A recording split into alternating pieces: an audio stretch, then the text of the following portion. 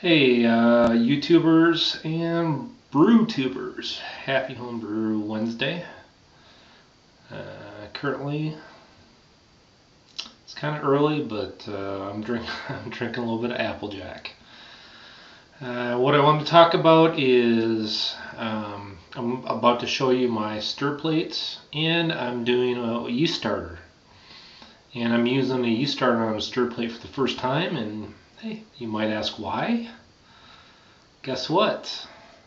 sjporr experiment is going to be in the works. I started a yeast starter today. I did a small one. I should have done a bigger one. So what I'm going to do tomorrow is I'm going to let it go overnight. I'm going to put it in the refrigerator for about 3 or 4 hours.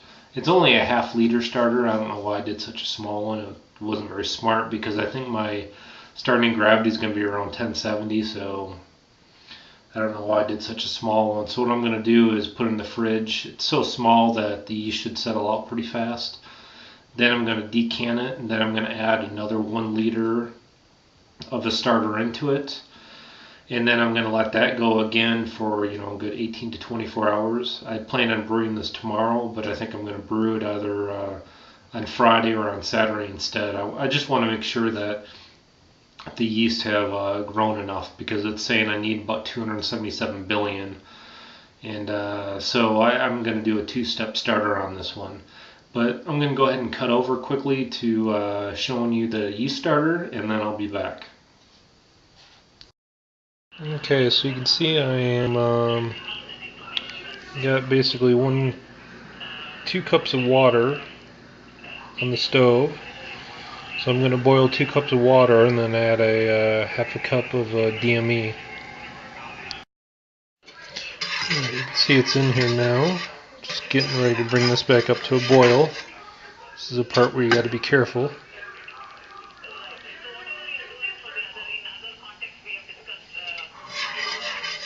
Once it gets to a boil and I start my timer, I'll get back to it. Okay, I got the DME boiling now. I'm going to let this go for 10 minutes.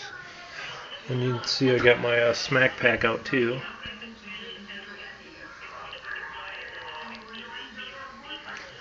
And what I do is, once this is done, I pour this right into the Erlenmeyer, and then I just cool it off in that. So when we get to that point, I'll show it. The other thing I'm doing right now is just filling up the sink with some cold water. And then you can also see in here, I already have my stir bar, just so it's sanitized when I pour my stuff in there. And this has still got about 6 minutes to go.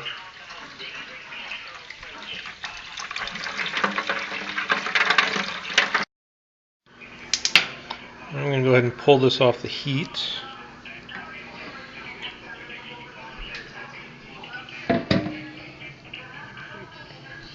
Get that to clear up a second. So this is all sanitized right now. Put that back in my stir san. Then I'm going to do my best to pour this in.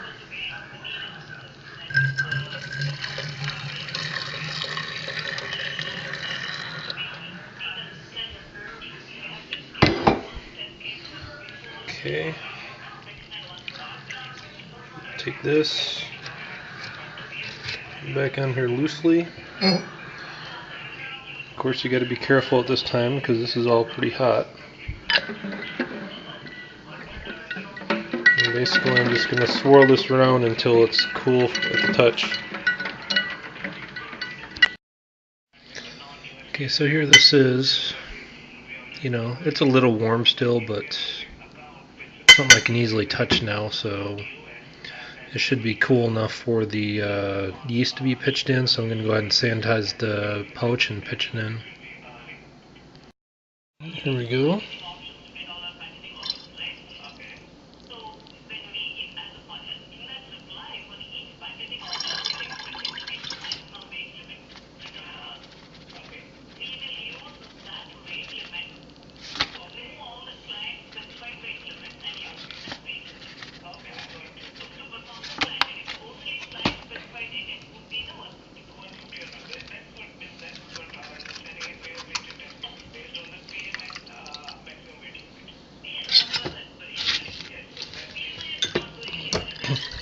Give this a good shake.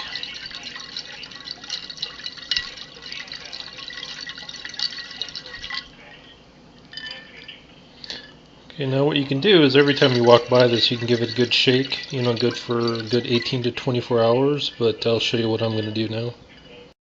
Okay, some of you have seen this before and some of you haven't. You know, I super glued this on. This is kind of my ghetto stir plate.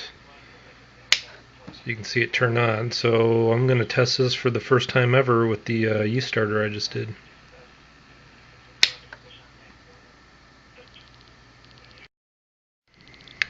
Alright, let's see if this guy works.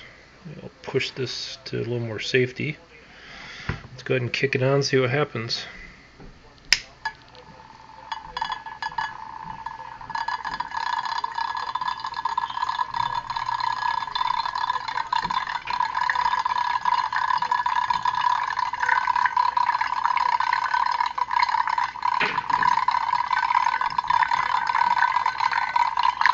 Looks like that's kicking up a lot of air bubbles and stuff.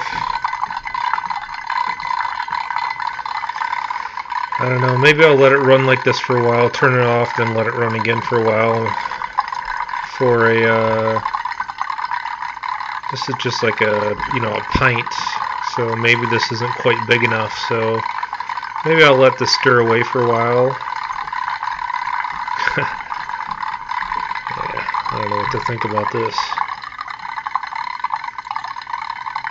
It's a little too fast. Looks like maybe I need to use this for slightly bigger starters, or maybe add a little more resistance in to slow it down more.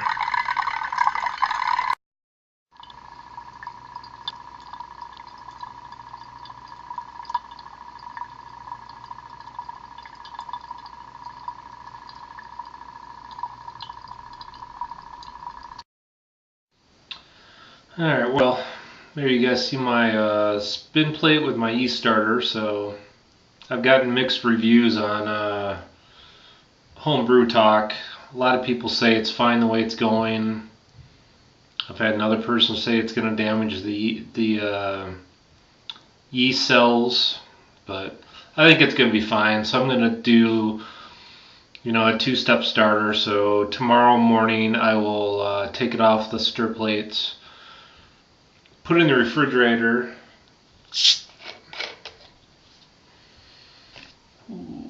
Put it in the refrigerator and let it sit in there for 3 or 4 hours. You know, decant it, and then I'll add another liter to it.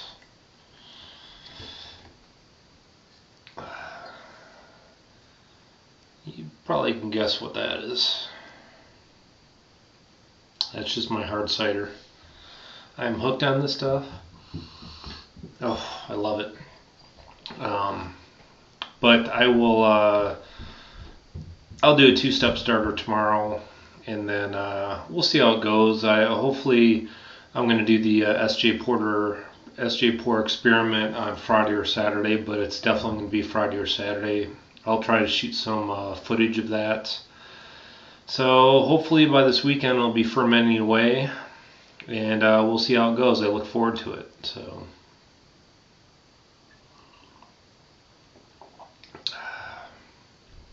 Oh man, that was smooth.